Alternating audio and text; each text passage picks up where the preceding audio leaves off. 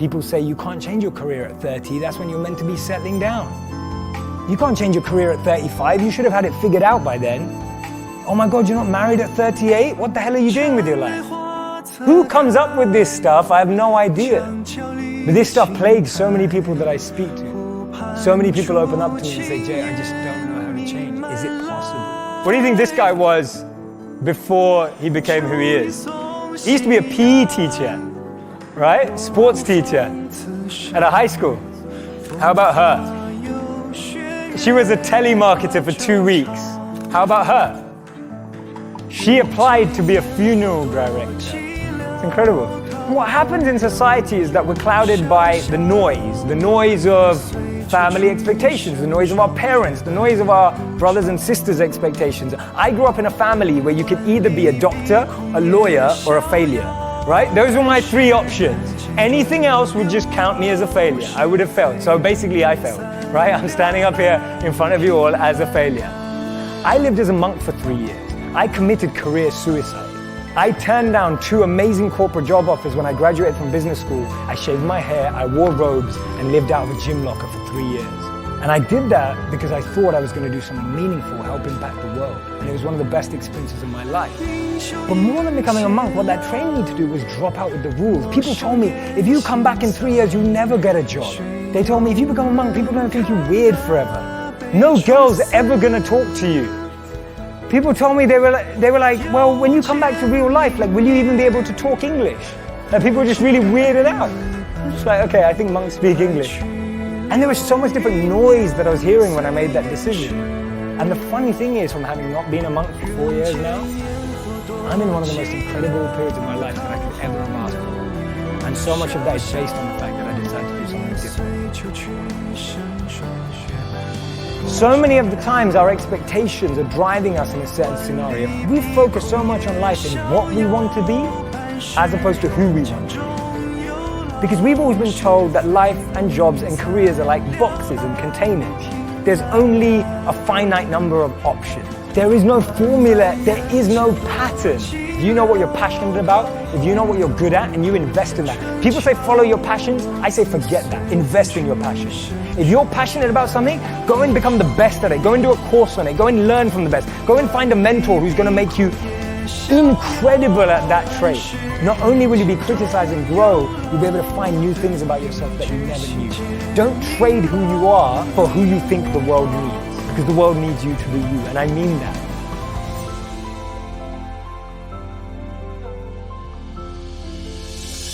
I was a 19-year-old kid, and I was miserable. I was in love with my high school sweetheart.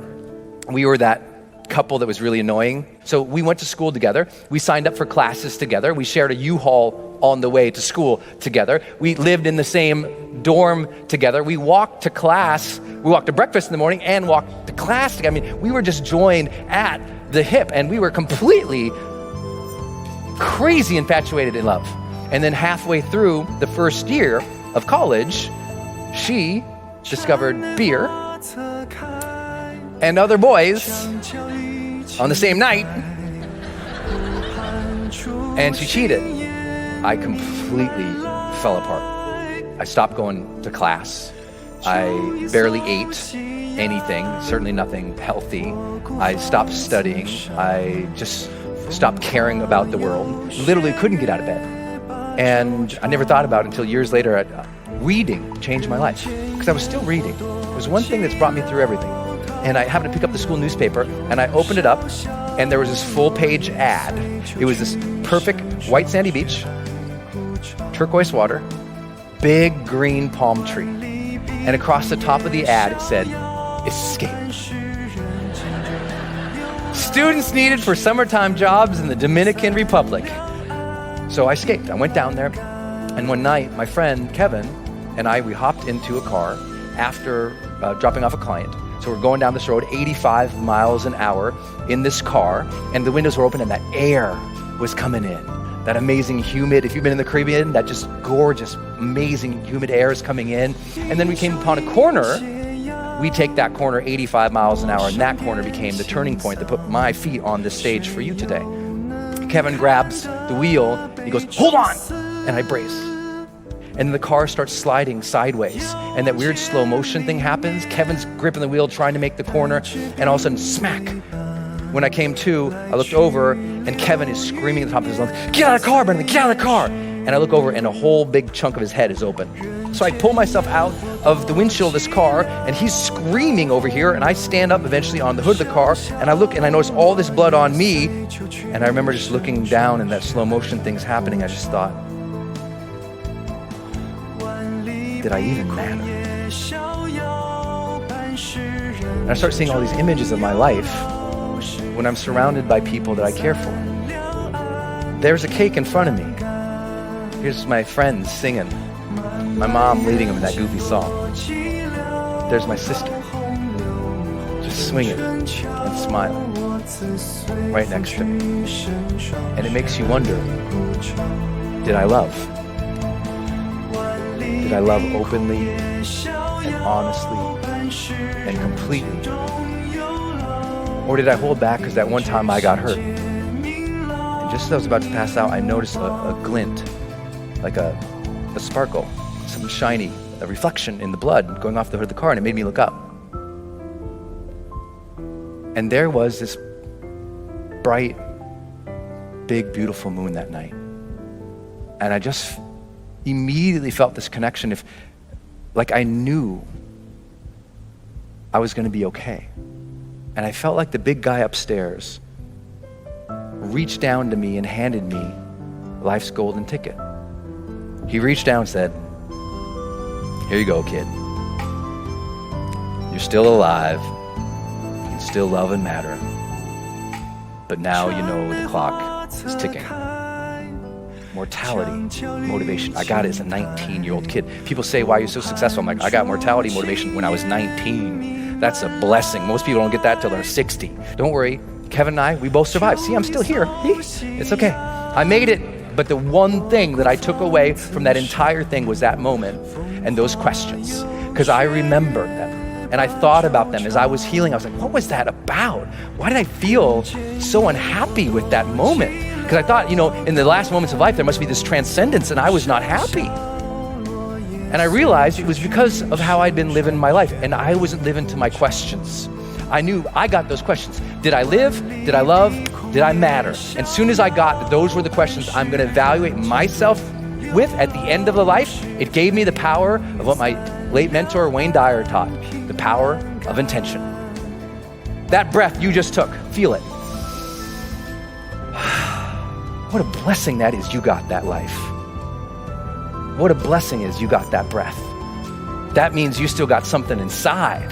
You got to work for it. You got to contribute for it. You got to give for it. You got to lead for it. You got to love for it, because you still have something not just in you, you're still here for a reason. And now you just got to earn that blessing. My parents' biggest frustration was that I was epically lazy, and if they handed out gold medals for being lazy, I would have won, I assure you, hands down. Because even though I was a slightly chubby kid growing up in a morbidly obese family in Tacoma, Washington, I always knew two things about myself. One day I was going to be rich, and I was going to have six-pack abs. Like, those are the two things, is that kid that was, jiggling his belly thinking, one day I'm not going to have to suck in my gut. When I left for college, my own mother, who'd always been my biggest cheerleader, quietly assumed I was going to fail. But these two guys that were successful entrepreneurs and bodybuilders happened to walk into a class when I was a teacher. And they were just starting a technology startup, and they said, "Hey, we need a copywriter. Why don't you come be a copywriter?" And so I was just young enough and just dumb enough, and I went all in. They literally put me in the room with all the computer servers. But starting from there, I knew I could wow people because I was willing to grind it out. And we all have a superpower, and my superpower may be the willingness and ability to endure suffering. I had suffered a lot. I hadn't taken a day off in like 6.5 years because I was so hell-bent to get rich. And then I realized, almost 8.5 years in, I'd finally had enough. I had hit my breaking point from suffering, and I got so mad, and I was so unwilling to do it anymore. And I turned to my partners and I say, "I'm completely miserable, I quit." I realized the reason I was living the cliche of money can't buy happiness, along the way, had become so myopically focused on this promise I had made to myself as a kid that I never stopped to ask, why do I want to get rich? The questions you ask yourself will determine the course of your life. I had been asking myself, what do I need to do to get rich? And it left me really unhappy. So I changed the question, and I started asking, what would I do and love every day, even if I were failing? Life is too short. This is your one go-round. So what are we going to do? We're going to build a company that's predicated on value. We're going to build a company that's predicated on passion. I started thinking about my mom and my sister, but they were profoundly overweight. I started thinking about my uncle who ate himself to death when I was 12 years old, and how much that scared me, and it made me sad. And it made me sad to see that there were millions, if not more than 1 billion people that were in the same kind of abusive relationship with food that my mom and my sister were. So I said, I don't know if it's a big business, but I know it's a big problem. And that's the problem that we're going to solve. And so we decided to build a totally new kind of company. We started Quest Nutrition in 2010, just as we were coming out of the Great Recession. I was wearing a hairnet and a lab coat every day, and my employees were former gang members, ex-drug dealers, felons. We were in Compton, and we literally told everybody in the neighborhood, I don't care if you've been convicted of a crime. I just want to know if you're willing to bust your ass to change your life. And if you are, you're going to get an interview. And I'm not going to ask for your resume. I don't care about your resume. Your resume tells me where you've been. It doesn't tell me the price you're willing to pay to become somebody new. Every belief that you have is a choice. I choose to believe that human potential is nearly limitless. And this was the belief that changed my life. Because once I realized it was not about who you are today, it's about who you want to become and the price you're willing to pay to get there. And I promise you, the day that you're willing to pay any price, you'll achieve what you want to achieve. If you truly believe that human potential is limitless, what do you want to become? And what price are you willing to pay to get there? Gives you better sex, increases your good cholesterol, gives you more friends, gives you more meaning, engagement, life satisfaction, and happiness. If you have a purpose-driven life, it adds years to your life. You live longer. Let me share 2 stories with you. Story number 1, we're interviewing one of those school teachers. She says, the first year I taught was heaven. The second year I taught was hell. I had 5 boys that second year, and they were incorrigible. And there was one kid in particular. He was impossible. One day, this kid's in the doorway of the classroom, and he's kicking and moving his arms and making noises, and I lost it. She said, I'm ashamed to say these words, but I walked towards that kid with the intention of kicking him. Thank heavens he got up and ran away. I kept walking. I went to the principal's office. I said, this is it. It's him or me. And the principal took the kid out. She said, I felt terrible. So I went to 2 of my colleagues and poured my heart out. And they said to me, you are not the key to every door. And as she said those words, she burst into tears in the interview. And we waited a long time. And then she looked up and said, I hated that. Those words, you can't be the key to every door. She said, so I decided to become the key to every door. Instead of pushing disruptive kids away, I began to seek them out. I began to bring them into my world. I read every book I could find. I kept notes. I ran experiments. I kept notes on the experiments. And then she kind of pulled herself up and said, today, I am the key to every door. When there's a disruptive, troubled kid in the school, they say, give her to Miss So-and-so. She seems to know what to do with them. That's a profoundly important story. It's a story of transformative learning. When I have a higher purpose, I find the energy and the courage to go outside my comfort zone. Now the second story is a lot closer to home. I once had a daughter. She was single. She was living in Washington, D.C. She had reached that point in life where she said, there's not a good man left on the earth. And then she found one. She got really excited. Relationship grew. And one day our phone rang. She was talking to her mother, and I know what's going on. This guy just dumped her. This daughter is the firstborn child. Many firstborn children share a common characteristic. If they're miserable, they want you to be miserable too. Okay? And she said, I'm coming home this weekend. I thought, no. Her mother hangs up and says, you're the father. You go to the airport and pick her up. Oh, so next day I go pick her up. She gets in the car and she doesn't say, hello, how are you? She says, that no good, dirty, da-da-da-da-da. 5 minutes later, she takes a breath. And I said, are you problem solving or purpose finding? We're finally pulling in the driveway. She takes another breath. I say it again. She said, what are you talking about? And she said, this is the real world. I said, well, I think it's the real world. And then we're in the house. I pull out a sheet of paper out of my file, and it says, Robert Quinn, life statement. She looks at it, and then she grows kind of quiet. She looks up and says, when you feel bad, you read this? I said, no. When I feel bad, I rewrite it.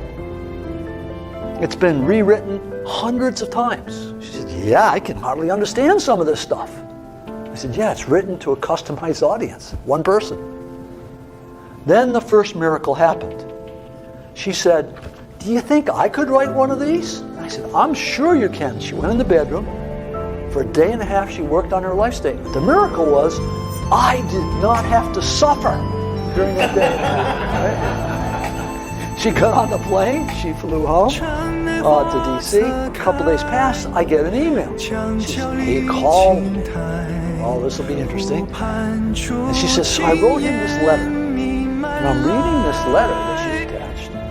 It's incredibly vulnerable, open, honest. And then at the bottom it says, and my roommate said I can't give this to you. Now that's an interesting thing. Why can't we give this letter to this guy? You don't tell some guy that dumped you that, here's how you feel. And then she said, what my roommates don't understand is that what he thinks doesn't matter. Whoa, wait a minute. A few days ago, when he thought caused her life to shatter, now she's saying, what he thinks doesn't matter. She's saying, this is who I really am. Didn't know this a while ago. Now I know it. It doesn't matter what other people think.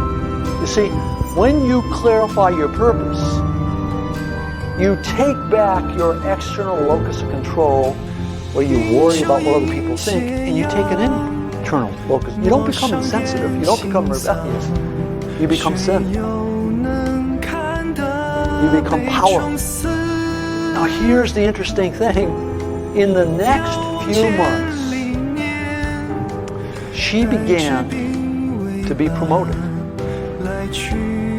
Her career turned. Why? This was a dating breakup. Why is her career taking off?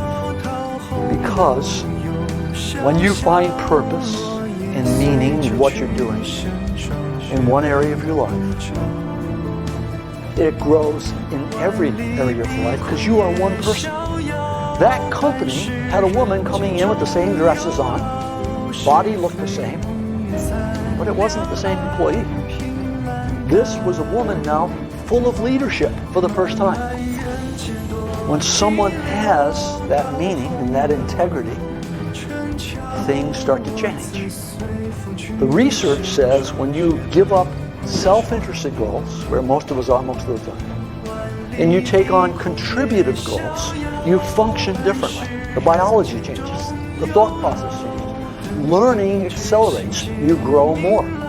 The only thing that I'm left to conclude is you and I are designed to be purpose-seeking mechanisms. You've been shaped by life. You've had bad experiences and good experiences. And both the bad experiences and the good experiences are there to teach you something about you. And if you look very carefully at those, you can determine what your purpose is. Every person in this room can clarify the purpose of their life, become the key to every door.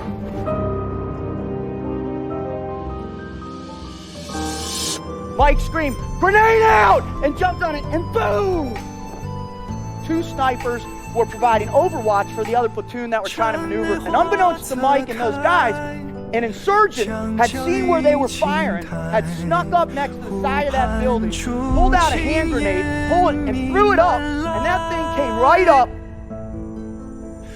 boom, and hit Mike on the chest. Petty Officer Mike Mansour took the entirety of that blast in his face and his chest. He lasted for another 35 minutes before he passed away on the medevac route. The kicker of this story is there was a stairwell right next to Mike, right next to him. And all he had to do was jump down that stairwell to save his own life. But he didn't. He turned and jumped on the grenade, sacrificing himself so his 2 brothers could both go home and hug their wives, kiss their children, and fight another day. I want you to think to yourself, what would you do? For 70 years, United States Navy SEAL Team, we've been pushing the envelope. We've been setting the bar. We've been setting the standard for what the team life is and how you should live. Are you really committed to yourself physically? Because we all know when the going gets tough, the more in shape, the more focused you are on what you eat, what you consume, the better you are. I spent 15 months in the frigid waters of the Pacific Ocean, to the mountains of Afghanistan on 7 different occasions, and to the shores of Haiti doing missionary work with my church. And what I've learned in this incredible journey are a few undeniable truths about what enables us to succeed. Now, truth number 1 is you got fear in your heart always, and you can't defeat it. Everybody's like, well, that's a bummer. The problem is, ladies and gentlemen, is you're wired for fear, right? It's part of our lives. We have it in what we do for a living, right? We talk about fear in your lives, in your personal lives, with your family. Folks, we've got fear, period. So what you have to learn to do is embrace it. Truth 1. The second one is self-confidence is huge. It's important, and you got to forge it every single day. The third one is you got to live with purpose. If you don't have purpose in your life, you don't have momentum. You don't have anything driving you forward, anything pulling you out of bed every single day. And the last one, and the one I learned that left an indelible mark, not only in my heart, but in my soul, on those beaches across the street over there, nobody does it alone. There's not a single person in this whole room right now that can raise their hand and say, you know what, Rut, I've done it by myself. Not a single person out there has helped me, not a one. We all need help. So as a result of that, you have to recognize that you have to live what I call a team. You have to be 100% focused that everything you think about, everything you do is with someone else, is with a team. Amen, right? We've been giving everything we are to our communities, to our families, to our children. But more importantly, we're willing to give everything we are and potentially everything we will ever be for the man that's next to you. This is the team life. This is what my mission here is today, is to help you understand this standard, to help you redefine your understanding of what that mission might look like for you. Are you working on it? Are you working on it right now? Did you work on it today? Are you going to go work on it tonight? Because I tell you, with those 3 things, you're on the road to commitment. I've worked with every kind of person there is on this planet. We all bleed red. What I care about is there's something that gets you out of bed every morning. There's something that you have faith in that's bigger than yourself. There's something that you're willing to sacrifice for another human being. That's powerful.